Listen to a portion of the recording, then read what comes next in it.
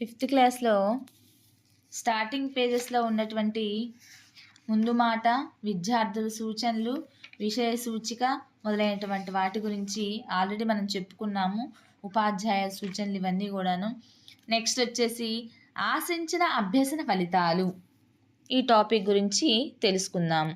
ఇవి 100కి 100 పాళ్ళు చదవలసినటువంటి ప్రాముఖ్యం ఉన్నటువంటి మ్యాటర్ అండి. ఈ మ్యాటర్ నుంచే మనకి డైరెక్ట్ కాకుండా ఇండైరెక్ట్ బిట్స్ ఇస్తాడు. సో ఖచ్చితంగా ప్రతి ఒక్కళ్ళు చదవలసినటువంటి విషయ సూచిక అన్నమాట.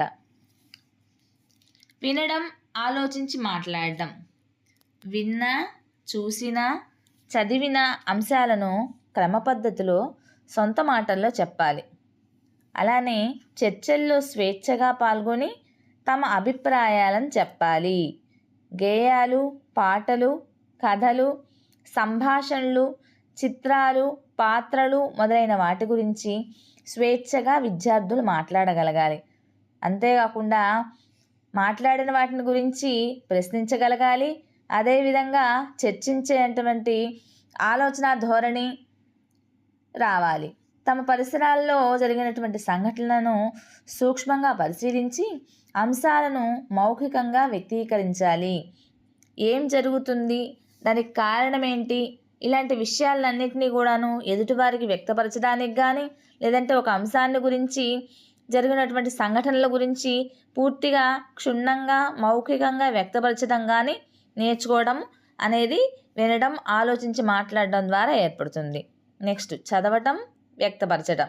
గేయం, కథ, సంభాషణ, కథనం, దరఖాస్తు, ఆత్మకథ, వ్యాసం, పద్యం వంటి ప్రక్రియ రూపాలను ధారాళంగా చదవాలి. వాటి గురించి సంభాషించాలి. గేయాల గురించి కానీ, కథల గురించి కానీ, అలానే కాన్వర్జేషన్ సంభాషణ గురించి కానీ, అలానే ఆత్మకథల గురించి కానీ, వ్యాసాల గురించి కానీ, లేదంటే నన్నయ్య, తిక్కన్న, వేమన్న రాసినటువంటి పద్యాల గురించి కానీ, శతకాల గురించి కానీ, ఇలాంటి వాటి గురించి విద్యార్థులు సంభాషించుకోవాలి. అలానే వాటిని గురించి రాయాలి సొంతగా. చదివిన అంశాల గురించి తమ అభిప్రాయాన్ని సొంత మాటల్లో రాయాలి. నెక్స్ట్ పాఠ్యపుస్తకాల్లో ఇతర రచనా సామాగ్రి అంటే వార్తాపత్రికలు, సమాచార పట్టికలు, కార్యక్రమ నివేదికలు, బాలల సాహిత్యము, ప్రకటనలు ఇలాంటివన్నీ కూడాను చదవాలి. అలానే వాటి గురించి మరలా సొంతగా మాట్లాడగలగాలి. తమ పరిసరాల్లో జరిగినటువంటి సంఘటనలను సూక్ష్మ పరిశీలన చేసి అంశాలపై ప్రతిస్పందనలను రాతపూర్వకంగా వ్యక్తీకరించాలి. చుట్టుపక్కల పరిసరాల్లో ఏవైతే సంఘటనలు జరుగున్నాయో ఆ సంఘటనల గురించి సొంత మాటల్లో రాతపూర్వకంగా వారి యొక్క అభిప్రాయాలను వ్యక్తపరచాలన్నమాట. అది చదవటం, వ్యక్తపరచడం కిందకు వస్తుంది. నెక్స్ట్ పదజాలం. నూతన పదాలను సందర్భోచితంగా సొంత వాక్యాల్లో ఉపయోగించాలి. సందర్భాన్ని బట్టి అర్థాలను నిఘంటువుల ద్వారా తెలుసుకొని అర్థవంతంగా పదాలను వాక్యాల్లో ఉపయోగించాలి. భాషా క్రీడల ద్వారా సందర్భోచితంగా పదాలను రాయాలి.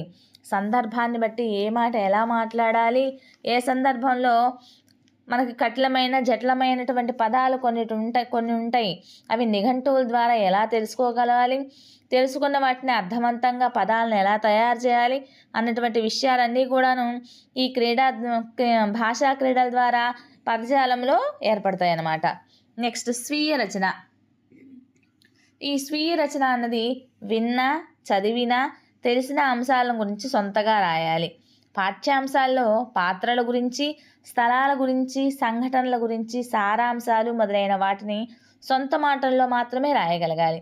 స్థాయికి తగ్గ విషయాలు, వృత్తులు, కథలకు సంబంధించిన పదాలు తెలుసుకొని సందర్భోచితంగా రచనలో ఉపయోగించాలి.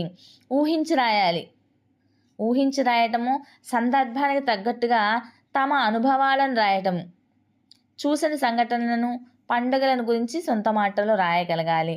ఉదాహరణకి ఒక ఉత్సవం జరిగిందనుకోండి, ఆ ఉత్సవాన్ని ఒక విద్యార్థి గమనించాడు.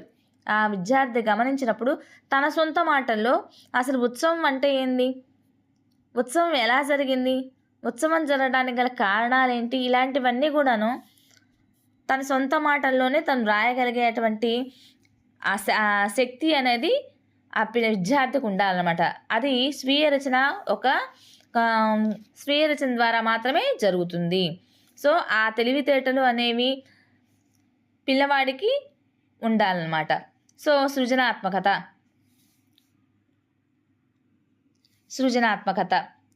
దీనిలో గేయాలను కథలను పొడిగించాలి, కథను ఊహించి రాయడము లేక సంభాషణ మొదలైన వాటిని రాయాలి. గేయాలను రాగయుక్తంగా పాడాలి, అలానే కథల్లోని పాత్రలను అభినయం చేయాలి. ఆహ్వాన పత్రాలు, ప్రకటన బోర్డులు, అభినందన పత్రాలు తయారు చేయటము, మాస్కులు తయారు చేయటము ఇలాంటివన్నీ కూడాను సృజనాత్మకత ద్వారా విద్యార్థి అనేది తెలియపరుస్తాడనమాట. అలానే ప్రశంస ఇతర రచనలు అనేటువంటి భాషను, ఇతర ఆలోచనలను, భావోద్వేగాలను, సంస్కృతి సాంప్రదాయాలను, భాషా శైలిని గౌరవించగలగాలి. ఇతరులు చేసినటువంటి మంచి పనులను, వారి విజయాలను అభినందించాలి. ఇవన్నీ కూడాను అభ్యసన ఫలితాల ద్వారానే ఏర్పడేవన్నమాట. తర్వాత భాషాంశాలు, భాషా వ్యాకరణము, ఉదాహరణకి నామవాచకాలు, సర్వనామము, విశేషణాలు, క్రియా, కాలము, విభక్తి, అవ్యయం మొదలైనవన్నీ కూడాను భాషా వ్యాకరణాంశాల కిందకే వస్తాయి. ఇక వీరి రచనల్లో విరామ చిహ్నాలు ఉపయోగించాలి. అంటే తెలుసు కదా, పూర్ణ బిందువు, స్వల్ప విరామ బిందువు, ఫుల్ స్టాపు, కామ, ఆశ్చర్యార్థకం ఇవన్నీ కూడాను. ఇక వ్యాకరణ సూత్రాలను కంఠస్థం చేయకుండా భాషా నియమాలను, వాక్య నిర్మాణాన్ని పరిశీలించి అవగాహన చేసుకోవాలి. పారిభాషిక పదాలను తెలుసుకోవాలి, వాటిని ఉపయోగించాలి.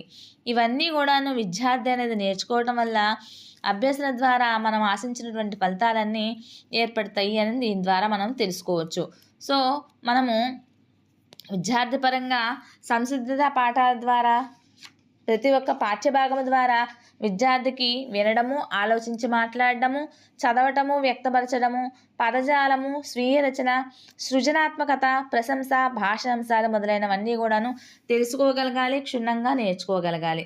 సో టీచర్స్, మీకు కనుక ఈ వీడియో నచ్చినట్లయితే ప్లీజ్ లైక్ చేయండి, షేర్ చేయండి, సబ్స్క్రైబ్ చేయండి, సపోర్ట్ చేయండి.